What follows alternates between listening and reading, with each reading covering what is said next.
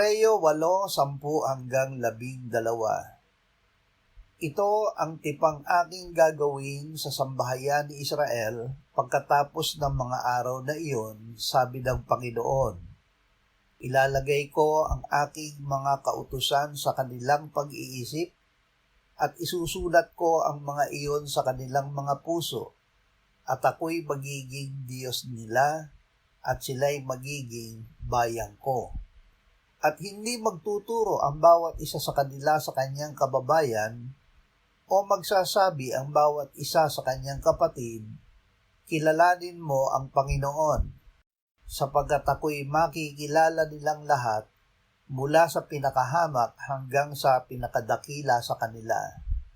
Sapagkat ako'y magiging mahabagin sa kanilang mga kasamaan, at ang kanilang mga kasalanan ay hindi ko na aalalahanin pa.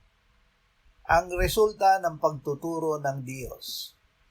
May pakinabang sa pagtuturo ng tao, ngunit kung ang aral nila ay hindi mula sa Diyos, ang itinuturo nila ay karunungan lamang nila bilang tao. Ang itinuturo ng Diyos ay ang kanyang karunungan.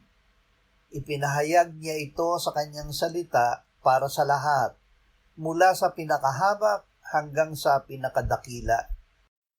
Ang tumanggap ng karunungang mula sa Diyos ay nakakakilala sa Kanya at sa Kanyang anak. Ang buhay na walang hanggan ay ang makilala ang iisang Diyos na tunay at si Jesucristo na Kanyang isinugo. Amen.